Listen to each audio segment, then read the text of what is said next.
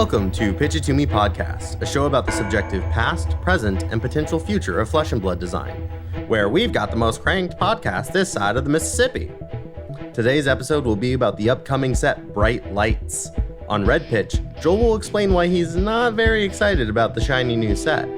On Yellow Pitch, Clark will discuss set philosophy. And on Blue Pitch, Fuzzy and the gang will make some hot takes and predictions. You can find us across all socials, such as TikTok and Instagram at Pitch It To Me Podcast.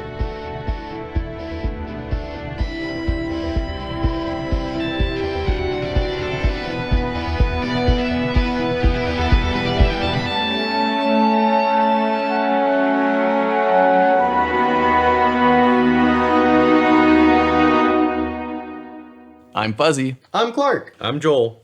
Clark, there's a new set coming out. I know! Joel, there's a new set coming out. I feel like we just had one. Joel, aren't you excited? Aren't you happy? Oh, yeah, totally. Tell us how happy you are, Now Joel. my alpha rainbow foil arc smashes are just going to go crazy this set.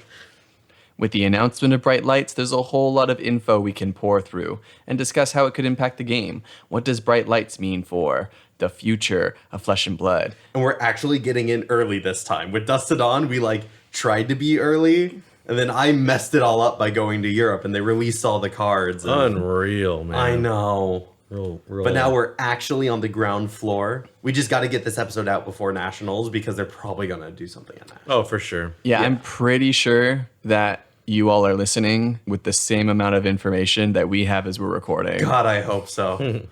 So all of us are going to be at U.S. Nationals this year in Vegas. Joel and I are going to be playing in at least day one of Nats. And I believe Clark plans on playing in the Calling. Yeah, I'm going to be in the Calling. Hopefully you guys join me when you bust her out. Nope. No, because you're going all the way to top 8, buddy. Me and Fuzzy in the finals. That's our plan. Mm-hmm. Yeah. Lavia v. Breyer. We're just going to look across the room like, okay, I'm going to throw my match now. You beat that person. And then we'll get the exact right seeds to meet each other in the finals. Yeah. Yeah, it kind of sucks that we both can't win. Yeah.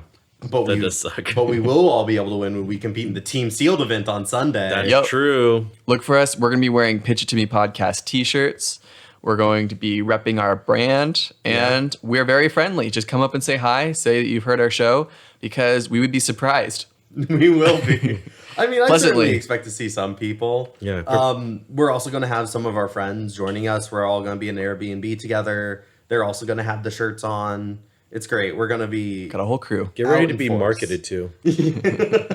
But in the... Not the pushy way. In the Yeah, we're still like regular dudes. like the cool kid way. Yeah. The hey kid, you want to listen to our podcast? I don't know where I'm going with this. See you at Nats, everybody. And good luck to all of you out there. Except if you're my opponent. Yeah, if you're playing against us, just throw, please. Don't throw against me. Don't throw against Fuzzy. Whoop his butt. I dare you. Yeah. All right, Joel, why don't you kick off our episode with Red Pitch? Okay. So if you're anything like me, you don't care about the set. You don't care about mech.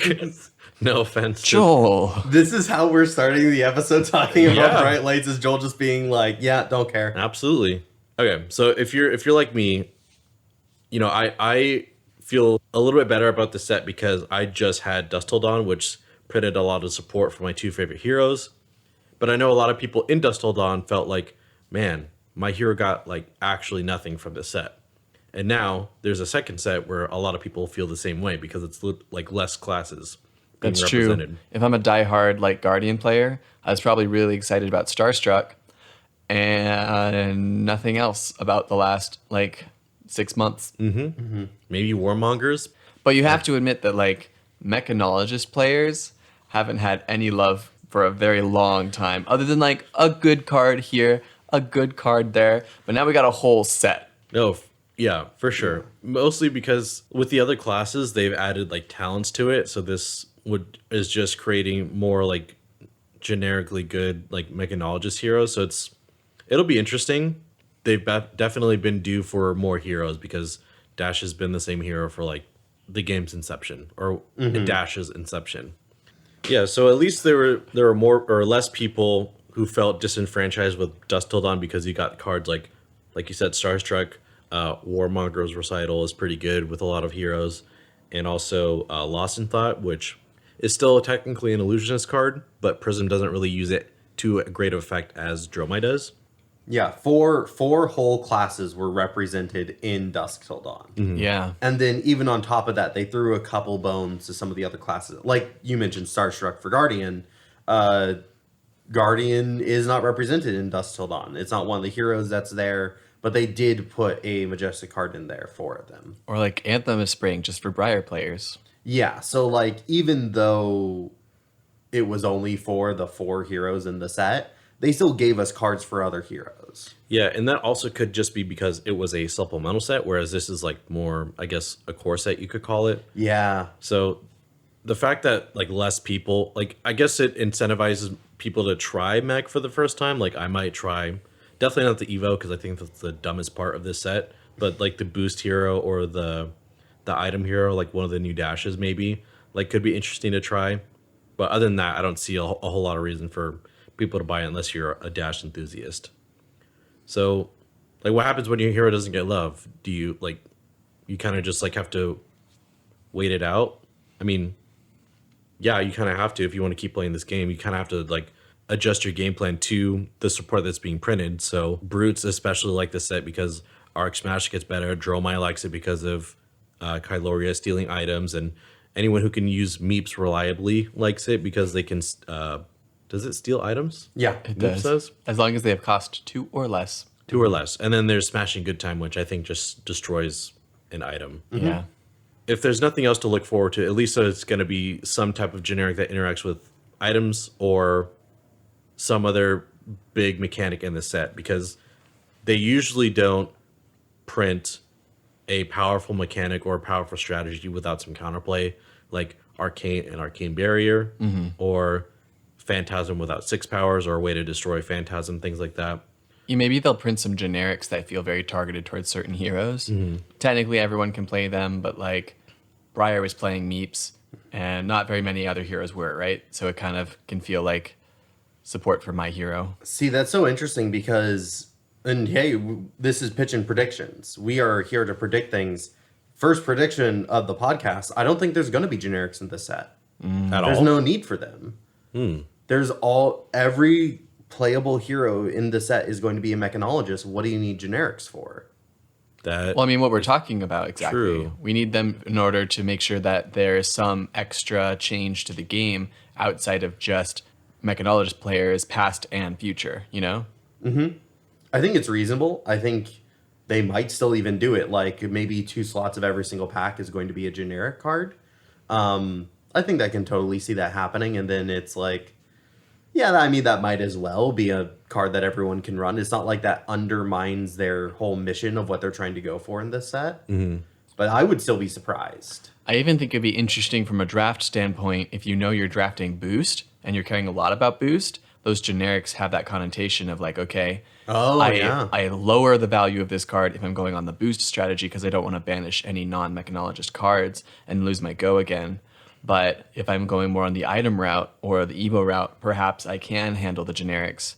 And I can see that being an interesting draft choice. Yeah, especially if there's like a new generic defense reaction or something that can be used, and then you use it as sort of a defensive game plan when you're trying to build items or Evos. Or whatever. Boy, another 0 for 4 defense reaction? I don't see that happening. My favorite. It'll probably be 0 for 3 with some stupid effect, like that all you got or something. I actually really like that card. I think it's cool too. So with that being said, like if there's speculation or I guess an expectation that you can have a set without generics, like how does this, I mean, doesn't Magic just kind of do this better because they're always printing something every set? Like there's not, you know, there's like a focused, like there's a focused region or mechanic or event, but they're always printing cards of all colors, even colorless or artifacts, whatever. Yeah. I can see what you're saying, where Magic has a very different approach to trading card game expansions, where if you imagine yourself as having a strong identity, it's usually related to colors and specifics. Like if I might consider myself like a green-black nerd, because those are my favorite color combination, and I can see what they print in those colors in the next sets. But usually with Magic, you kind of either just like move on to the next deck if it's a rotating format, or you expect that your modern deck won't get support every set, maybe even like rarely ever get support, you know? Yeah, Right. there's definitely a different kind of approach in the Magic community for that sort of idea. And I think it almost helps that community because then people look at new sets as, oh, I'm just going into this for the limited. Mm-hmm.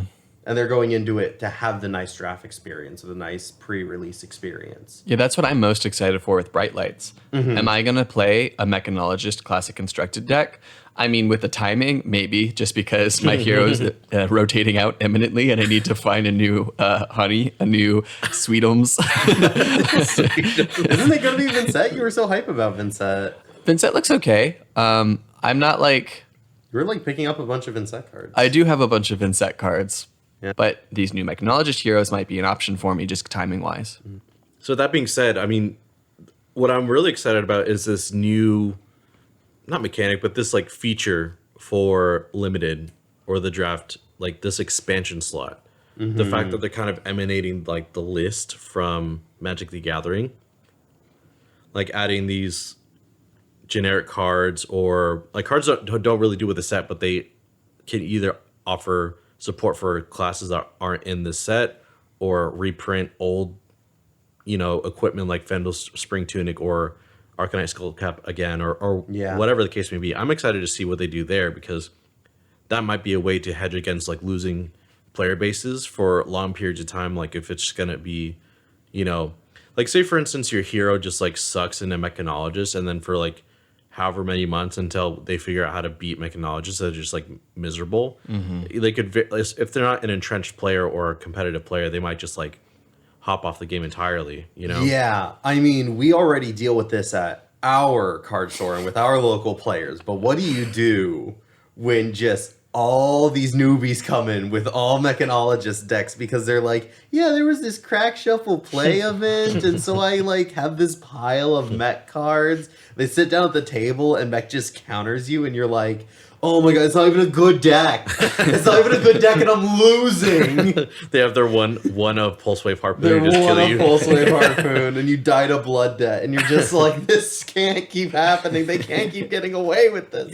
Yeah, like you said, we already do have like 100 dashes at our locals. I can only imagine how worse it's gonna get. So I mean, you better figure out this matchup. not to mention, the one good player all of a sudden making the shift. Yeah. Right? Because it's bound to happen. Someone's bound to find the archetype and get really excited by it and want to build the deck for it. For sure. But this expansion slot is really meant to help ease that particular issue. Sure. And help everyone who just isn't playing Mechanologist, who doesn't want to play Mechanologist, who isn't going to end up playing Mechanologist. All right, I want to hear one prediction from each of us. What card is going to be in the expansion slot?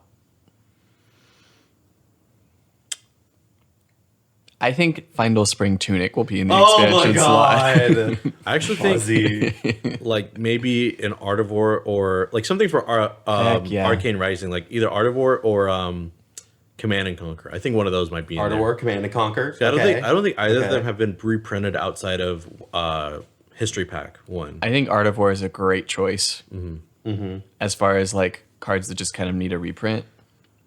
Solid choice. Okay. My hot take, Glistening Steelblade. Glistening Steelblade is a Storinthia specialization that only appeared in a sealed product. It only appeared in the Classic Battles Dorinthia v. Rhinar. And we have seen the price for that particular product just kind of shoot up because of this one card.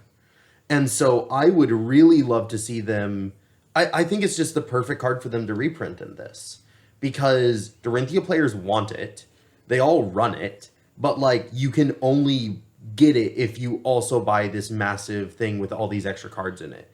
It, like, artificially inflates the price. I think this is a perfect opportunity to reprint Glistening Steel. Yeah, because, like, I feel like the card itself is as expensive or more expensive than the box itself. Yeah. And they're really hard to find. It is the cost of the box. And, like, I don't think they wanted that to be the case. Yeah.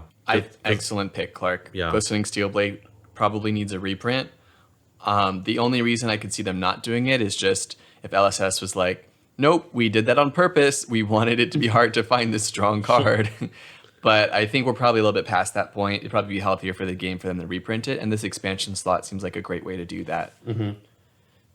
They've also mentioned expansion slots can be things that expand the story, like new cards that we haven't seen before, or ways for them to support heroes outside of giving them like a more dedicated slot in the set. Kind of like how we saw those Unity cards in Dusk Till Dawn. It's like a single card to a hero instead of like a whole archetype. I can see stuff like that being like in expansion slots in the future, which is why my prediction is this set, we're going to see a new Riptide trap. Ooh, I like that. Riptide needs at least one or two more traps, some really interesting ones, and this expansion slot seems like the kind of stuff where we'd see that. I don't know what it'll look like, but it better be good. I know that was a little bit of a deep cut. I think your predictions are a lot more likely than mine, so I got to go for something ballsy, you know? I also think, you know, if we're also talking like hot takes without maybe more specifics, I think like a really big shadow card or a really big light card. Yes, we did just have Dusk to Dawn, but if we're really talking like what is the story within the wider world of Wraith, I think that would definitely be one of them. Maybe they give us like an Ira specialization. Ooh. Oh, that would be sick. Because apparently Ira is this like very big figure in the lore. She like started this clan. Wow. Maybe she's like this super old person. That would be random. I barely understand it. But then they just drop an Ira specialization. For like hey, a Blitz only hero. Yeah, like don't forget about this girl. She's still around. It'd be really interesting. I mean, they did print Merchant and Bard and Adjudicator. Oh man, a new merchant maybe hero. A new hero. Are you saying there'd be a new merchant hero in expansion slot? I was saying I wasn't surprised by I'm writing it in the notes, Joel. Joel thinks there's going to be a new merchant hero. No, I was saying I'm not surprised. Everyone, if there's a new merchant hero, tweet at Joel. About how right he was. I was saying I'm not surprised by the stupid shit that they'll print because they printed these heroes. Not that I think they would fix their mistakes. I would like to have a playable merchant, but I don't think in my lifetime. Maybe my children. Playable merchant hero in an expansion slot. Maybe my children's children will have that. Yeah. And Flesh and Blood Bright Lights. What's also nice about this expansion slot is that if you are doing a booster draft and you pay to do a draft, you get to keep the expansion slot card. Yeah, no matter what it is. Yeah. I'm not sure if that means that you're allowed to run it in the deck. No, you're not. Yeah. Okay, yeah. I'm just reading the announcement here, and it doesn't specify one way or the other, but... It's separate. Just like with Outsiders, when you pull a cold foil, it technically leaves the draft, and you just get that cold foil. You don't get it for your draft deck. It's the same principle. Yeah. So I think it's going to be interesting. I've also heard that the expansion slot may have mechanically unique cards, like it may include cards that are being printed in Bright Lights, but I'm looking at the announcement here on FabTCG, and I'm not reading anything that says that specifically. In fact, it says new content to a range of heroes outside those featured in the product itself. Right. Maybe that's what people mean when they're like mechanically unique cards. And or talents. So maybe we'd see some cool like lightning cards. Yeah, or the Shadow Light that I mentioned, Ira. Yeah. People have brought up concerns about that specifically, that if you're printing very unique cards that don't appear in any other printing in this special slot, that the supply is going to be really, really low.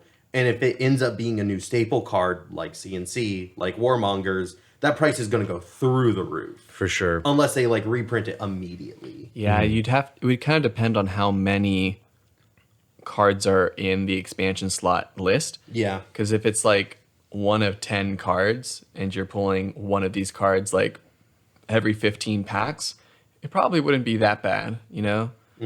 But And it has to be reprints, right? Because it can't be like a new... No. It can be new. Some people are saying that it might be. They're taking Well, that not line that I it read. can't, but it shouldn't, right? Because then it's like way harder to get than some other cards and just super inflate the price. Yeah, that's the worry. Yeah.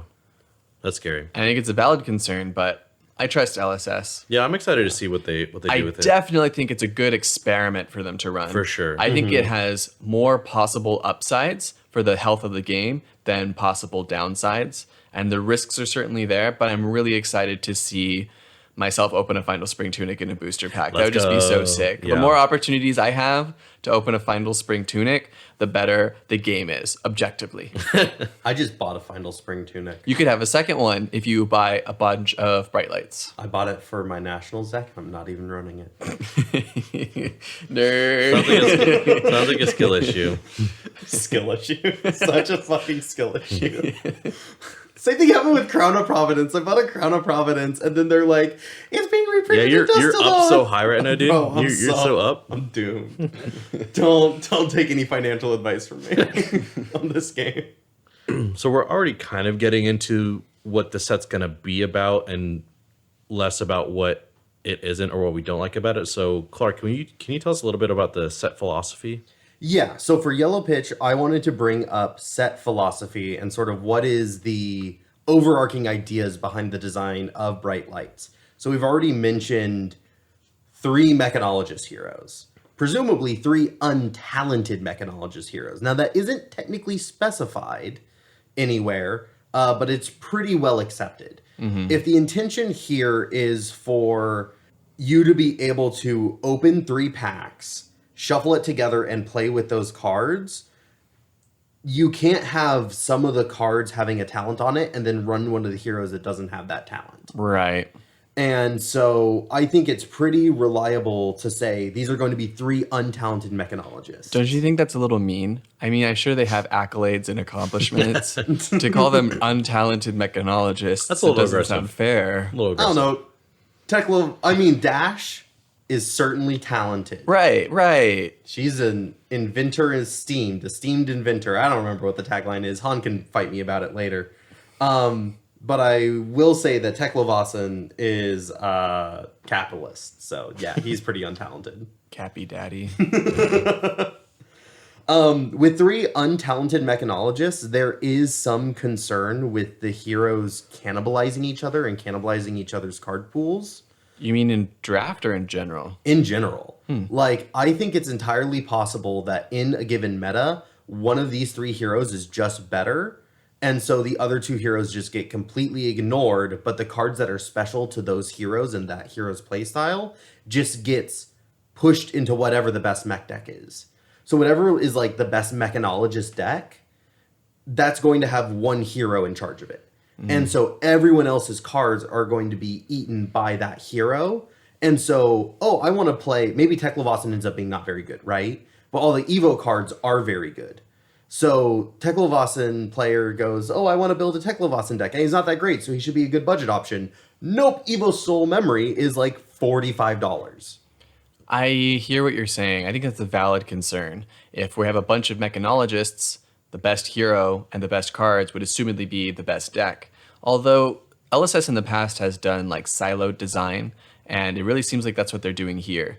If you want to play with the Evo cards, Teklovasan is going to be the best one to do it because he can play them from Banish, which seems like a huge benefit. Yeah. I could see somebody who's really focusing on the boost plan still play 1 or 2 of these Evo cards, but it can't be the primary game plan, right? Yeah. And the card that we saw of Terminator Tank, the one that like has a really good rate and effect if you have like 4 Evo cards down on the field, like that's something you really need to kind of go all in on. It is something you're only going to run in an Evo focused deck, and an Evo focused deck is going to run Teklovasan. Yeah, and I will say that we have seen other situations in the game where this hasn't occurred. Viserai, for example, when Chain came out and now when Vincent come out, it's like, okay, these heroes are just going to be better because they have a talent. They get to run all of Viserai's cards, and also all the shadow cards, and also all their special cards. Like, these heroes should just be strictly better because they have bigger card pools. And it's like, not exactly. Like, there are still plenty of Viserai players. I'm one of them. I've looked at Vincent. I've played a little bit of Vincent. I don't like Vincent. I like Viserai. Yeah. So, like, there definitely is a world where the siloed talent keeps them okay. Though I will say, in terms of competitively, I still think one of them is just going to end up being competitively superior. I'm going to bring this stat up again. Every single hero that has Living Legend so far is talented. Mm-hmm. Larger card pools make for more competitively valid heroes. I mean, Yeah, because like not all of them can be usable. Like even if it's by a percentile, one of them's just going to be the front runner. Especially if they have the most, like probably the boost one, right? Especially because all the mech cards prior have been largely boost, and then some items. So the evos would have to be really powerful to only print them in one set, or they're just not going to be used. It might be like a tabled, mechanic for later on. A great UPF deck. Sure. Or for instance, with the items, like there's already a good grip of items. There's like maybe 4 or 6 that you kind of want to use. And then like, if they're printing a bunch more, then theoretically, like this item hero is just going to be items, but like how they solve the non-block issue is going to be interesting. It sounds a little clunky, so it can probably be surmised that the boost hero might be the best just from an aggro standpoint, and then in slower metas, maybe one of the others might be better. I mean, that's just going to happen. Yeah, it might also, I love that point. It might flex with the meta. Sure. Yeah.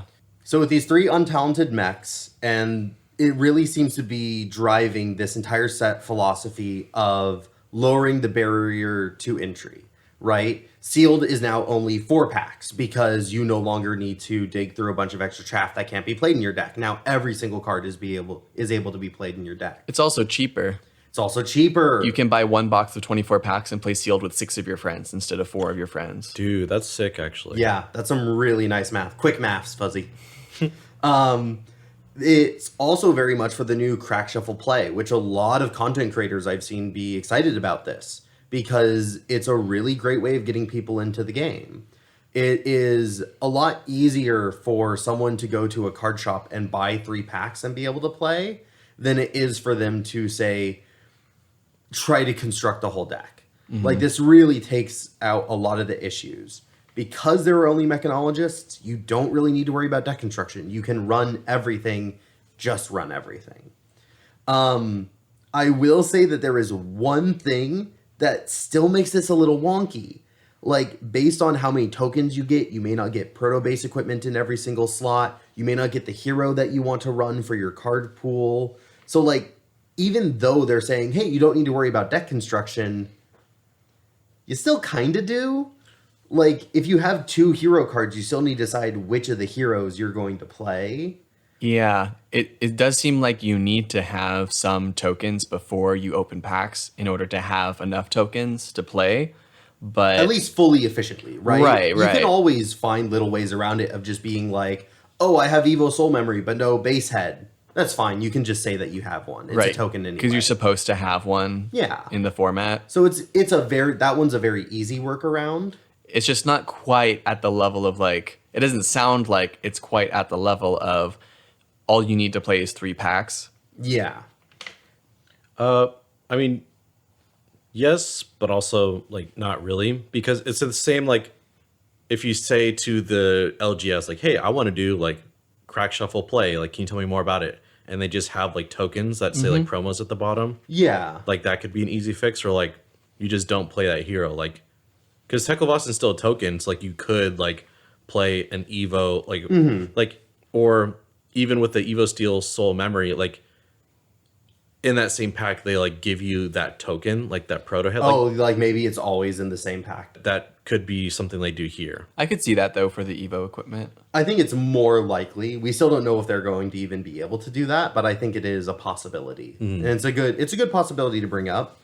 I would say that the wonkiest thing and the thing that I think really undermines what they're trying to do with crack shuffle play, adult Teklovasen is at Majestic. He is a Majestic card. So if someone pulls that in their crack shuffle play, do they just get 1 less card in their deck? Or do they get to run him as a hero and now they get twice the life? No, that wouldn't make any sense. Right? Like, I think that's super weird. So then is Teklovasen at... Is he in the expansion slot? That's weird. Yeah. Is he a Majestic token? Have we ever seen that before? No, not really. It would just be token, pretty sure. Yeah, so like adult Teklovasen being a Majestic seems really, really weird. And I'm hoping that's maybe just an image mishap than like an actual thing that's going to happen, because if I am playing sealed, or even if I'm drafting and I end up having to take Teklovasin as my Majestic, I'm going to be upset. Like, because I am just nerfed by that happening. Because I can't run it. It's not legal in the formats, so I'm just getting one less card than everybody else. I mean, it could just be like, yeah, you get the Majestic, you can't run it. There's plenty of other cards where in other like sealed formats where you're like, I can't run this card, or I don't have enough ninja cards to run ninja. So now like these 15, 20 cards I can't use, so I might as well just run Azuri or Oh, sure. Ranger. And in every other set, I would be less bothered by that. But in this set, I'm supposed to be able to run everything. That's like a part of the design philosophy. And by putting this card at Majestic Rarity, you are undermining that philosophy. Yeah, I imagine it's supposed to be really hype. You crack open your 3 packs, you're looking through those cards, you see one of them's a Majestic, you're like, fuck yeah, let's play with it immediately, shuffle it up, play. Yeah. And not being able to play that Majestic that you pulled seems like a whoopee cushion moment. And you know, that goes great into my next speculation, my next prediction, which is that I think draft is going to be way more focused around Majestics. I think when you draft, you are going to go straight to the back of the pack and you're going to look at your Majestic card, because Majestics can now be played in every single deck. That's what it's designed to do, right? Sure, it's stronger in one deck archetype over the other, but now you're really just being like, okay, what's my Majestic? Did I get a Majestic? If I did, do I start building around this hero now? Do I wait to get more support? Do I try to cut off that signal? Or do I look for that signal later? Like, I think draft is going to be very focused around the power cards and the Majestics in a way that other sets weren't. It almost feels a little bit closer to a Magic draft where you can play any card that you can draft. I mean, some of them are a lot harder to do than others, but you could go really wide and greedy and take from all kinds of different pools. I actually don't think this will be true in practice. I think, like, with Outsiders, Ninjas got Surging Strike back. I think with along with Head Jab, like the these functional reprints and added combo lines. So I actually think that like Combustible Courier is coming back to like bump up the boost plan and draft. Okay. And if that's in there, I think that makes the draft meta. Like, if I see Combustible Courier, I don't care what else is in the pack, I'm grabbing that. Because there are still some, like, and that we've talked about it before, where like these like commons and rares are like bombs in Flesh and Blood draft. So I feel like if Combustible Courier or like T-Bone or some other like 0 to 60 even, like, I'm grabbing that instantly because it's just an efficient attack. Or Combustible Courier is so much value when it's hit. Joel, I can't believe you've done this. Because right under this point, I have written speculation. Do you want to know what my big prediction was going to be? No, you're joking. They're going to reprint a bunch of the boost cards. Yeah. That was going to be my big prediction for my crazy. section. I think they are adding so much complexity here that like adding a bunch of new mechanics to boost is just going to overload that specific hero, with all the old card pool being especially good for this boost hero. Yeah. Well, in so theory, they're really going to shrink his card pool like what they did with Prism, where they didn't add a bunch of new heralds. True. They just reprinted a bunch of heralds. I think they're going to do the same thing with boost. Wow. well, with boost especially, you need to have a really large card pool, where if you're focusing on items or equipment and being defensive, there's a world where boost is the one that needs the largest mech card pool and the other ones can dip into generics a little bit more comfortably. I disagree. Okay. And I disagree for this reason. In terms of the set philosophy, you are expected to be able to run cards from every other thing. The draft is designed to be more flexible than ever. There are two big words that sort of drove their set philosophy is innovation and experimentation. I don't think the designs are going to be so siloed that like if you're running Evo, you're not going to also be running a bunch of boost cards. And I don't think they would have given Teklovasin the ability to play Evo cards from Banished Zone unless he was expected to run a lot of boost cards. It seems like all these mechanics are going to be built around boost being in every mech deck. Sure. But the question is, are they going to be boost cards that are reprinted or boost cards that are new. We know we're going to get new boost cards, and I think it's totally likely we'll see reprinted ones. I'm more so wanted to respond to your comment that because there are a bunch of boost cards that already exist, the boost card pool would be super inflated if there were only new boost cards added.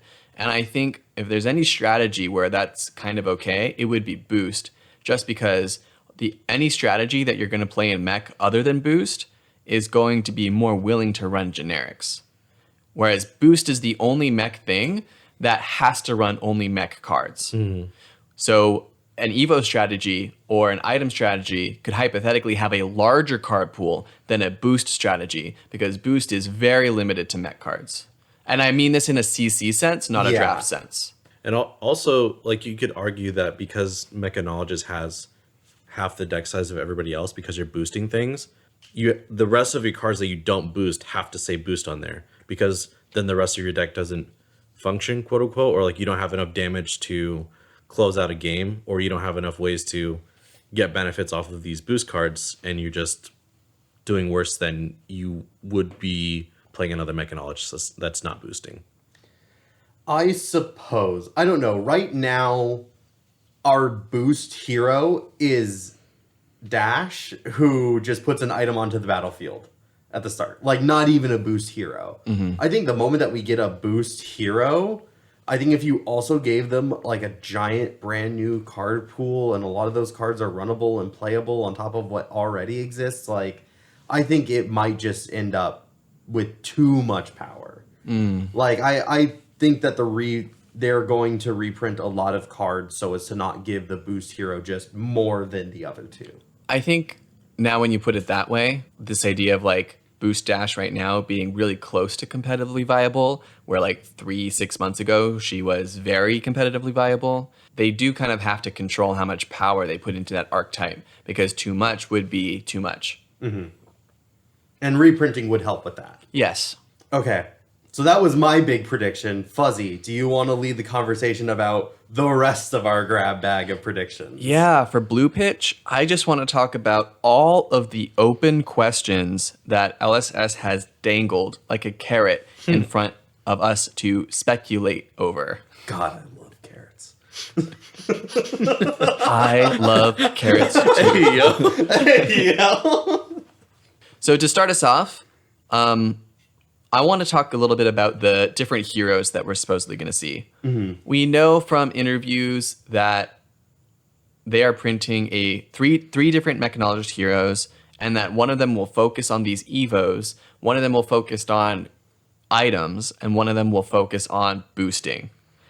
But we don't necessarily know which one is which, other than we've seen the Teklovasin card, and he seems to be very Evo focused. So we also saw some art for Dash, presumably an adult Dash. I'm kind of getting adult vibes from her, but we don't even necessarily know which one. And we know the title of that hero is Dash IO, input output, assumedly. So I wanted to hazard a guess as to what Dash's ability might be. I'm going to commit to her being the item-based hero. The Dash that we saw in the past put an item on the field. If that ain't item-based, I know it's very light, but loosely that's what she is. So maybe we'll stick with that theme for this new Dash. And my wild guess as to what Crank is it's some mechanic where you spend items from the past to get extra items out. I'm imagining the Crank will be, or what Dash's hero ability will be, I'm imagining Dash's hero ability will be something like banish 2 items from your graveyard to put an item of cost 2 or less from your banish zone into play. So you're banishing from the graveyard, and then, but do you already have to target something that's in the banish zone already? Yes. Okay. Would this is maybe like an action without go again? I don't know. Oh, I was gonna say, should this have go again? This seems insane because you're just like fueling items. But you need to have stuff in your graveyard in order to make that happen. and every 2, you're eventually going to have more Levia, advantage. we're back in, boys. You see her in everywhere you go. Everything I see reminds me of her. So I know how specific this hero ability is. Maybe this won't be exactly what we see. Wait, of course she's the item hero. Her freaking spec searches an item. Yeah. Yeah, that's true. Yeah. Of course she's an item. Yeah. I don't know why I very pegged her much agree. as the boost. I don't know. Initially I thought her as the boost here, but that makes more sense. Maybe this mechanic is something like Crank as well. Like this might be what Crank is. I think Crank might be a keyword on cards that, like, if you meet a certain condition, it gains go again. Because when I heard of Crank, I thought of, like, assembly line, which I think you captured very well, of, like, graveyard to banish, and then you get one out. Yeah. And graveyard to banish, that idea of, like, an assembly line. Field to graveyard to banish to field to graveyard to banish. Yeah. Totally what I was thinking of. Great on that. I think Crank, just off of what the word means and definition of the word crank and how it's being used in this way, I think it's really going to need to fix the action point issue and the boost issue of items. I think the phrase that LSS also gave us, make items more playable than ever. Yeah, what if, so there's a card called Crank Shaft, which says if it's boosted, you put a counter on your hyperdriver on the field. So what if it's like Crank has, like you said, it's a keyword. You have boost and then you have Crank on there. And Crank says, just basically turned it into a BIOS update where, like, if you boost an item, you just ship that bitch to the arena. I think that's a little scary because when they printed that ability earlier, they gave that hero 3 intellect. I agree, it's scary, but so I think that giving that a keyword just on the items itself. Not on the items. The card that you're boosting with. Okay. So, like, not every item can be brought in, but, like, if you play this attack, like, at a majestic rarity or a spec or something, then you can boost like more than one card maybe, or like. I think you were onto something there about Crankshaft putting Steam counters on items. Maybe Crank is a keyword that allows you to put extra Steam counters on your items that are already out there. Oh, that would make them more usable. Items are more playable because you can get more value out of them while they're there. You have your Teklo Foundry, your Teklo Core that gives you 2 resources for every Steam counter. Oh my god, it's supposed to sit on the field for even longer. Now, whenever you crank, you get to put an extra Steam counter on it. Even longer. You get a free yellow in hand every turn already. You do not like that card, man. Bro, it's 2 free resources. There's scarier cards. But I think that's really likely. I think I'm onto something here about Crank putting extra Steam counters on your items. One reason why I like the extra Steam counters for this Crank keyword is because when I think of like cranking something, it's like ratcheting it up levels, you know? We're going from 4 to 5. We going from 5 to 6. We're cranking up to 11 and ripping the dial off. Which is why you would want something that literally increments. So I'm imagining cranking is something that literally increments. Like, that sounds like a flavor win to me. I guess the question is, like, does that fix the issue with items? In our Alchemist episode, we talked about issues with items. Does that fix any of them? It's still risky with the non-blocks, but by getting so much more value over time, you can run potentially fewer of them, but still be an item-centric game plan. Yeah, if it's that one, then I think the hero ability has to just say items have go again. You need to fix either the action point issue or the block issue with items. Well, if you have an item that gives you action points, maybe that's something that can help out. Maybe that can help out, but I still think like those 2 core issues means that you have to run such a minimal amount of items. So if you're trying to build your deck around items, but if you're not fixing one of those 2 issues, I don't think you can build a deck around items. It's just not feasible. I'm excited to see how it shakes out. Yeah. Maybe that will be the bad one. There are 3 mechs. They can't all be that good, right? Who knows? I think it's the one with the dumbass tank is the bad one. That's That's Teklovasa. Teklovasa. I know who it is. So we've talked a little bit about what Dash might be, what Crank might be, but there's a third hero we have no idea what their flavor deal is or necessarily what their mechanic is. Assumedly Boost, because if Dash is the item hero and we know Crank has to do with items, then the Boost hero is the one that's undetermined. I have my theory. This idea is definitely inspired by a friend of mine, goes by Edisys online. He peruses the custom card subreddit, the custom card Discord channel a lot. And his favorite character is Elias Edgecombe, who you can see on display on the card Throttle. And he looks pretty cool. Like he's a classic like steampunk dude with the top hat. And maybe we'll see him in a hero card and he'll be our boost centric hero. He is featured prominently on a boost card. I think there's a non-zero chance of that happening. And he would have a hammer for mining. Heck yeah. Hammers are great because you want to know what you can do with hammers? Pummel. You can run pummel. Pummel, buy yours today. Does anyone have any other ideas for what we might see for a third hero? I think it might be like a static effect. Like what I really liked about Dynasty was Hanabi Blaster. That came out there, right? Because it had the Marvel. I really like Hanabi Blaster too. I like getting rewarded for boosting a certain amount of times, or I like the concept of it because I don't play mech. I think, like, if you're gonna be like a lot of the difficulty in playing Dash in an aggro meta is like you're gonna burn yourself out eventually, and even aggro decks with like 2 blocks in the deck can fatigue you because somewhere in the mid to late game you boost like your high octane, your pulse waves, your disruption, or just stuff that adds more. Those things that really put your ceiling up. Exactly, right. So if all that stuff is boosted away and like, okay, your threat density is gone, I just block you out now. So if you have this steam counter builder similar to Hanabi Blaster that gives your boost attacks this turn like overpower, dominate, or like +1 or something, I feel like that would be really powerful because then there's a benefit to like boosting half your deck away. You know, there's like some way to close out the game. Yeah. No, I like that. I went a completely different direction. Now, I kind of hate that I'm doing this, but I'm going to hedge my bets by making 2 different predictions. Oh, okay. So you're guaranteed at least one wrong. At least one. I am guaranteeing that I am wrong. This is a humble, noble act, listeners. This isn't me just desperately wanting to be right. No, I am being a good man by making sure that I'm going to be wrong. In the trailer for Bright Lights, we see a very different aesthetic. We see cyberpunk. We see figures decked out in all sorts of neon lights and bright Akira-inspired motorcycles.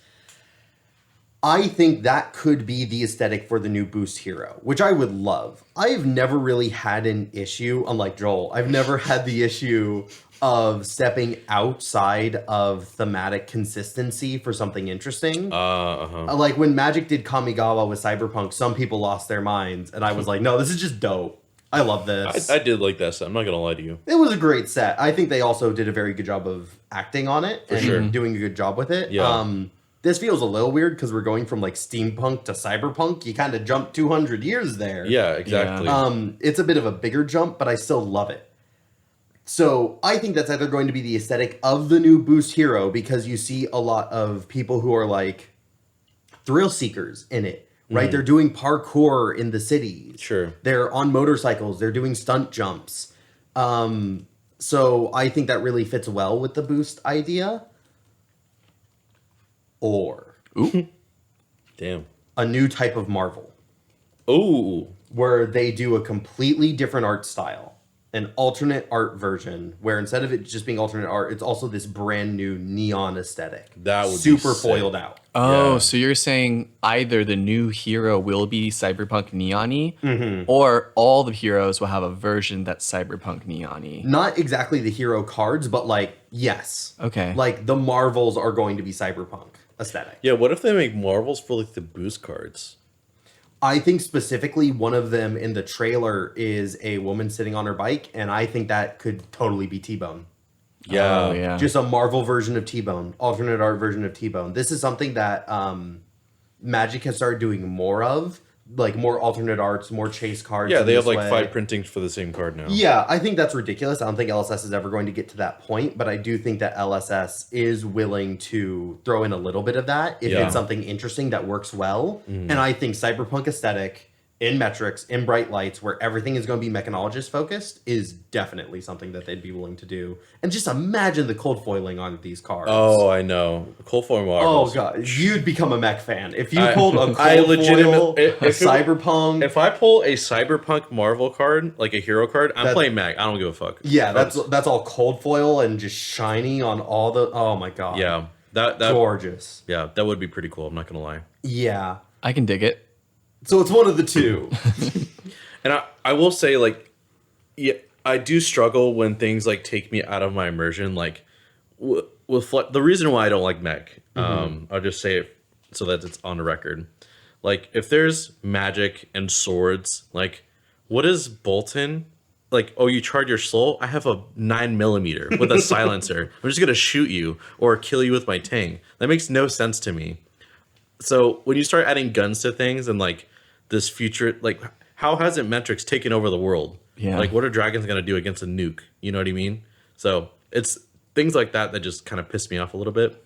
But I am excited for this because the aesthetic of the like neon cyberpunk people are cool, and it's like the name of the set is like experiment and innovate. So I'm willing to experiment and innovate. You know. Also, to push the cyberpunk aesthetic a little bit, I think it's going to be a whole group of people in metrics who are going the cyborg route.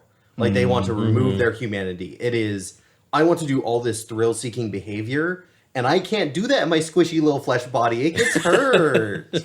I'm going to replace this with upgraded metal flesh. There's one other thing I wanted to really bring up, and that's that LSS had the balls to the fucking cojones on these people to give us like only 2 cards from the set other than these tokens, and one of them has a censor bar over it, over part of the text. Yeah, what could they be hiding from us? Crank. Like, they don't want us to see their crank. You think the Evo Steel Soul Memory can crank? Or maybe they've lost their marbles completely, and you can have like a similar to that stupid unset where you have like letters that you add onto your cards. Like you just like they give you a quarter and you scratch it off and reveal it. No. Lottery tickets. You can't make trading cards lottery tickets, Joel. When you save the image of the card art, it says in the file name censored. Right. They are censoring something there. What do you think it could be? I think it is probably one of the new mechanics, either something to do with the boost and how they're playing around boost, or crank, which is a little odd because you would imagine those designs would be more siloed, right? If they're all expected to play with each other, you do need to silo them a good amount. So one observation I had was, okay, so if I'm looking at the card, right, it's pretty much at the end of the effect. It's like a triggered ability. So it has to be like draw a card or go again, or you get resources or something like that. Like, it's probably an additional effect. I don't think there's enough room for another. This card's already pretty pushed. Right. I mean, do you think that they are going to throw on another strong effect? And they didn't want us to know about the extra resources at the end. Okay, so so this card, like, think of it in Teklevossen, right? Yeah. Once per turn instant, pay 3. You may play your next Evo this turn as though in your instant when you do draw a card. And you can play stuff from Banish. Yeah. And then this thing cost 4. Right. Yeah. That's 7 mana to draw a card and get 5. I mean, that's... And get 6 health. And, yeah, get 6 health. Okay, so, yeah, that's pretty good. I mean, and +1 intellect for next turn. Yeah. I think it's definitely has to do with like a mechanic that we haven't seen yet, or it is a very strong downside. Because I think this card is already pushed enough as is. I don't think it needs more power. I do think that it could use... If this is a pushed card, like if it just has another crazy effect, I might consider playing it. Because Terminator Tank is a insane 3 for 9 when you get all like 4 Evos. All right, I think we've collected a lot of hot takes. I'm really excited to see. We have to be right in at least one of these things, right? You think it's going to be me? Am I going to continue the streak of... I think I'm going to take your throne. Go for it. Yeah. I think you've got some good predictions, Clark. I think I'm betting on Clark for this one, Joel, but I'm excited to see how it plays out. Wow. I did hedge my bets. The one who's not brown. Interesting. Wow. Wow, cheater! You guys ready to move on to our Arsenal zone? Let's do it. Let's do it. If you're new, the Arsenal Zone is where we like to shout out a card that we've been thinking about. Maybe it's a card that's one of our favorites. Maybe it's something we hate, something we've been thinking about lately that might not necessarily fit in with the rest of our episode. Just some card shout outs. Clark, you want to start us off? Sure. I'll start us off by talking about the card that I wanted to shout out. I think this was a card that got super overlooked, but just has such a fascinating effect that is so strong in other card games. But then it just kind of came and went for us here in Flesh and Blood. I'm talking about Infiltrate. Bro, tell me about it. Infiltrate is a super cool card. It is a 0 cost, 3 attack, 3 block stealth card. It's a majestic. It's supposed to be big and powerful and strong. It is splashy. It's pretty splashy. When it hits a hero, you get to banish the top card of their deck and then play it until the end of your next turn. You don't even need to play it that turn. You can wait till next turn to play it. Like, that is a really nice, strong effect. Yeah. I think it also has, like, interesting things with Arachne where, like, you are technically banishing a card off the top of their deck when this hits. So, like, you could activate Contract if this was second in a chain. I bet that was something a lot of people didn't think about, but it's totally an effect that happens here. Oh, yeah, huh? Yeah. So this could also trigger Contract, and then it essentially gives you a 5-card hand. If you arsenaled, a 6-card hand. Yes, there's a strong possibility that card doesn't even work in your archetype, but if you, like, know what's on the top of their deck when this hits, and you can end up with a really... What if you stole Bravo's Crippling Crush? Good luck casting it, though. That costs a lot of resources. Assassins run a lot of blues. Do they? Yeah. And Findalls. Okay. It's doable. It's not easy. Especially when it's doable. not in your main 4. You Yeah. have Crippling Crush on top of whatever other cards you had in hand. Yeah. But the thing is that a lot of the stealth cards from Outsiders just ended up not being great because of the 3 attack. It's just very easy for a lot of heroes to block it. It requires you to play a lot into the attack reaction game plan. And the fact of the matter is that Arachne doesn't really want to play stealth cards. No one's really playing Arachne Solitary Confinement. And Azuri is the mainly played assassin, and she has a completely different game plan. She doesn't want to be swapping in Infiltrate and then having to play things on top of it. Mm-hmm. She wants to be swapping in her nice 6 power attacks that have strong effects, and then maybe even pummeling those. Yeah, I think the red... I might be wrong, but the red stealth cards that Azuri plays are the ones that, like, have Dominate and make it easier for you to swap in. Pretty much only the Dominate one, if that. Yeah. Blue stealth cards instead. Mm-hmm. I don't know. Maybe it's a little bit of a sleeper hit. Build it, take it to your next armory, see what you can get done. I like how you like to include calls to action in your card shoutouts. Okay. So my shout-out card for today is probably Levia's worst card. And the only reason why I'm bringing up Levia is because looking at... You already spent the whole episode talking about mech. Exactly. I'm sick of it already. So looking at all the mech support, I'm just like, man, I cannot wait to play Arc Smash. But that's not what the card I want to talk about. I want to talk about Hexagore because it talks about, or it infers a much longer game plan where I have like a lot of blood debt. I go to 6 really easy. And then I just start swinging for 6. And I don't really care about your Evos if I'm just swinging for 6 for free every turn. So I'm just excited to start doing that. And especially with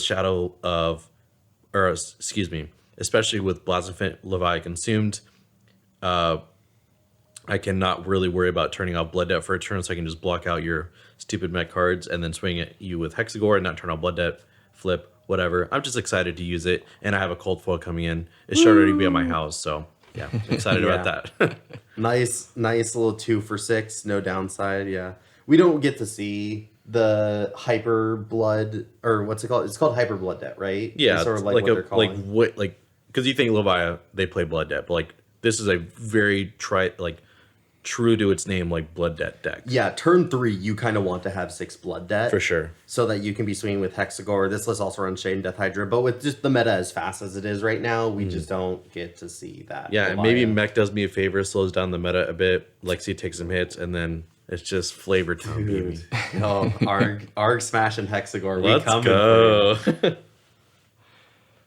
So for my card shout out, for a little bit of context, I was at a tournament this last weekend, the Arcane Games and Events AGE Championship Invitational. And it's probably one of the coolest things that I've ever done in Flesh and Blood. I felt so honored to be able to earn my spot to go to this tournament at all. And I was also lucky enough to get to the semifinals. And I'm so happy. Let's go. Talk your shit, buddy. So it was my honor and privilege to lose to Anthony Pham's Icelander and barely be able to play any Flesh and Blood against that man. That game was insane. He got like a turn 0 Insidious Chill and then fused an Ether Icebane every turn after that until he played another Insidious Chill, and he's throwing in like Channel Lake Fridges. Until he played Channel Lake Friendship. And then... So it was a rough match. Immediately after the game ended, he said, "Wow, I played so much Disruption against you." And the judge who was spectating went, "So much Disruption." And I was like, yeah, so much Disruption. So for my shout out, I've been thinking about this card a lot lately. It's Red Ether Icebane. Oh. It was fun losing to this card. Maybe only because I was able to beat 2 Icelanders going up to it. I knew Icelander is like my worst nightmare, and I had to play 4 matches against Icelander that day. And you won 3 of them. 2. 50-50 is pretty good. For your worst 50-50 matchup. is so good compared to how I thought it would have gone. I disagree. I think it's a pretty good matchup. Joel keeps saying that, but I don't believe him. I beat almost every Icelander I played. Well, good for you. Not Anthony Pham, because I can't beat that man either. But In that matchup, I don't think you ever will. One for you and one for you. Thank you, Fuzzy. Signed Ether Red Icebane. I think this is a great card design. It's a big, hefty attack. Fuck this card. This card is annoying. For this card to be good, you have to have a 3-card hand, which means you have to have tempo. And Wizard is supposed to lose a lot of tempo. It does not play out like that at all. Yeah, I see it. I mean, Anthony Pham was able to get so much tempo early, and it definitely worked for him. It's a strong card, and I can see why Icelanders would want to build their deck around it. Yeah, cracked common. If you ever get to do an Uprising draft. And for a reminder as to the effect, Ether Icebane's the one that costs 3. It has a Ice Fused, and the red one will deal 5 arcane damage, and if it was fused, the recipient will have to discard a card unless they pay 2 resources. It's kind of like a 3 for 7 because they take 5 and then have to pay 2 or discard a card. So it's a lot of value for 1 card. Yeah, Very this is good. truly an insane card. All right, thank you all for listening. We'll see you later. Bye-bye. Pitch It To Me podcast is hosted by Fuzzy Delp, Clark Moore, and Joel Recinos. Executive producer, Talon Stradley. Logistics coordinator, John Farkas. Music by Dillon Hulse. Logo by Han V. Sound mixing, Christopher Moore. And last but not least, you. Thank you for listening. Please give us a follow on your favorite social media platform at Pitch It To Me Podcast.